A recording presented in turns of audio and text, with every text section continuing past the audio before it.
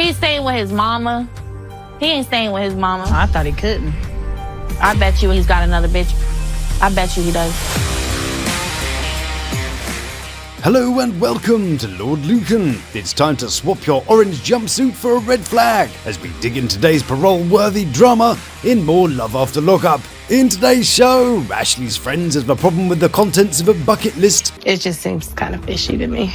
New guy Will has a mission in life. I'm gonna help some furries get funky. Had to totally get scammed by his inmate date. I know I'm not. Yeah, sure, yeah, okay, whatever. And Ashley unveils her birthday outfit. Okay. All this and more right here on the Lawd Lukan channel. Yeah, totally. Good day, Junior, Guorgi, and g'day mate to you. Big loves to those who've subscribed, you beautiful people. And a massage at the Mayfair to the lords and ladies of the Lukan Manor.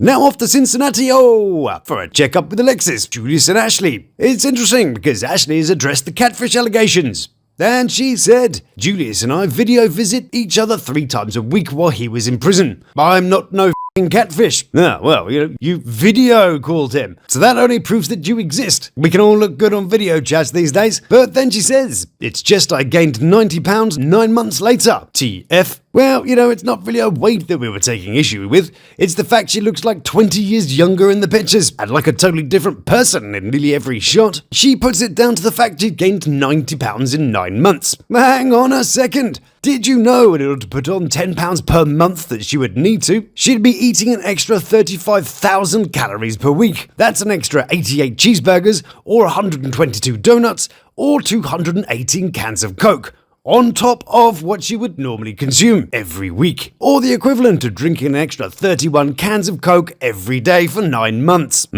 Sounds legit, huh? Then she says, and it's weird for him to even speak on the situation, MF look fruity. Okay, so she's saying that he can't talk about it because he's gay or something. Yeah, great burn, Einstein. Nothing says playground mentality like, yeah, well, you're gay. Anyway, she's rented a delightful room for the occasion and has invited some friends over to admire her petals. Hey! Hi. You're gonna need a bigger boat. Look, isn't it sexy? Okay. Yeah, well, it might be sexy now, but I've got a feeling it'd be traumatizing once she's put it on. And then I can't help but laugh when she says, I definitely want to have sex. That's on the #1 part of my bucket list. why would you call things you want to do with your vagina a bucket list? It just seems kind of fishy to me. You'd call it the delightfully snug fitting list, thank you very much. What on earth was she trying to say? So, the 3 set the scene, shut the blinds. Yep, that's much better. Maybe they should have the lights in more of a kind of an off position. Ashley, are you getting excited? Oh my God, I'm so excited. Are you having second thoughts? Not really.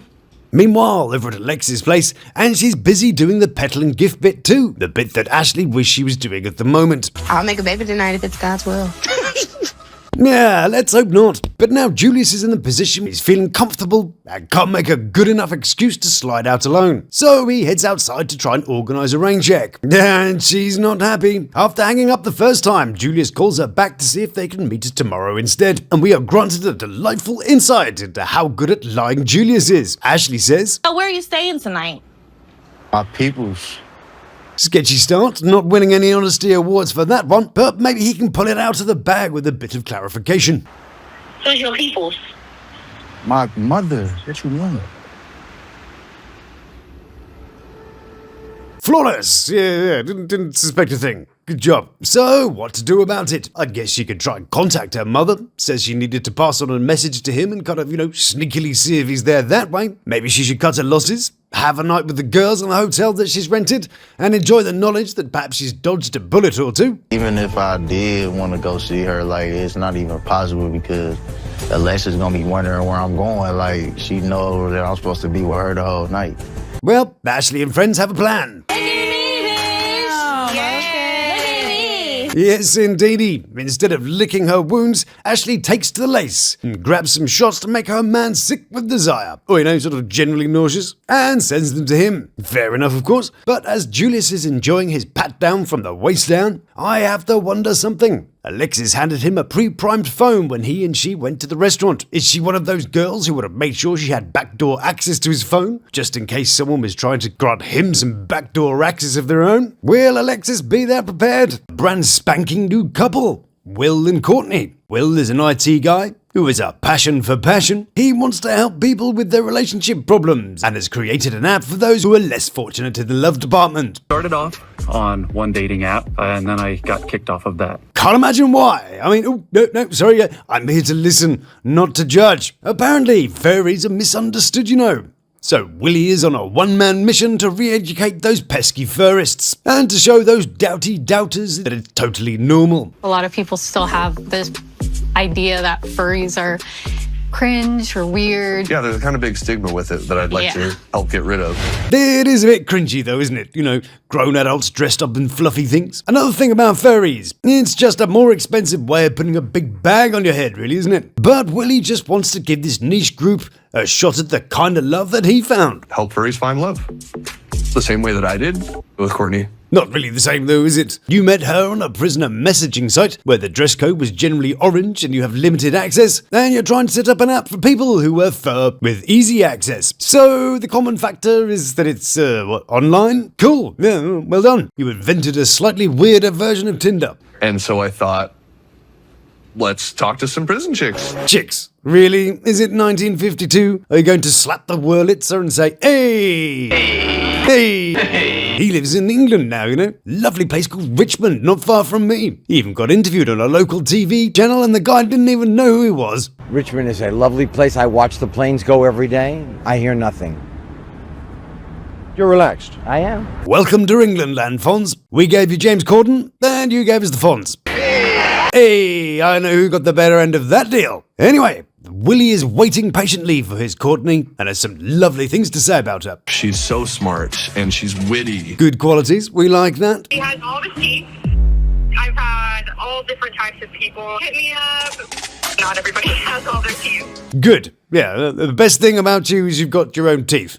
Nice one. So today, Willie and his teeth are buying some extra pointless shit to shower at his lady with. Underwear, pants, clothes, phone. The usual shopping list. And I quite like the way Willie short sells how much he's spent on his love, which in Lawd terms isn't actually that very much. You know, yet. How much have you spent on her so far? $2,000, maybe 2.5. I see Willie has a bit of an issue with recognizing similarities in things. To him, furry dating is totally the same as inmate dating, and $1,000 is a lot like $2,500. And him not being a sugar daddy looks a lot like him being a sugar daddy. At first, I was a little concerned that I was just one of these dudes who was like a sugar daddy for her while she was locked up. The famous last words of a soon-to-be broken man. Still, he drives a Mercedes, so that's pretty cool. God knows what he's doing here with the steering wheel, so, I think I'll take an Uber, thanks. She really cares. I'm sure that's what everybody says, like 10 minutes before they find out they're being scammed, but I know I'm not. Yeah, but wait, hold on to your pants. During a phone call with Courtney, she reveals that not all might be handbags and iPhones. I have some pretty bad news. What's going on? Yes, indeedy. The issue is that in order to go from Oregon to California, she needs an interstate compact, which is just an agreement between two states to monitor an adult offender. But in this case, it's been refused. Because we're not married and we're not family. No, so does that mean you won't have to get married? Oh dear. Does that mean she'll have to flush you for all of your cash then, now and in the future? Either he gets a prenup or she'll be having a go on her half of that lovely Mercedes of his. Yay, the justice system. Anyway, Willie kind of pops the question in theory. Do you want to get married to me? Yeah. That's reassuring. Not sure which is more convincing, the fact she wants to marry you, or that the whole furry app thing isn't cringy or weird. Are you sure that wasn't a resounding yes? Yeah, totally.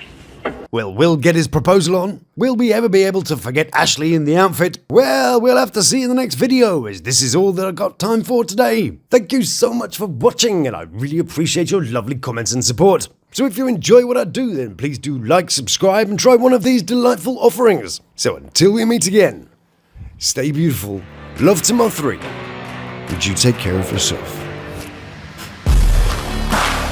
Please subscribe now for our plan. Thank you.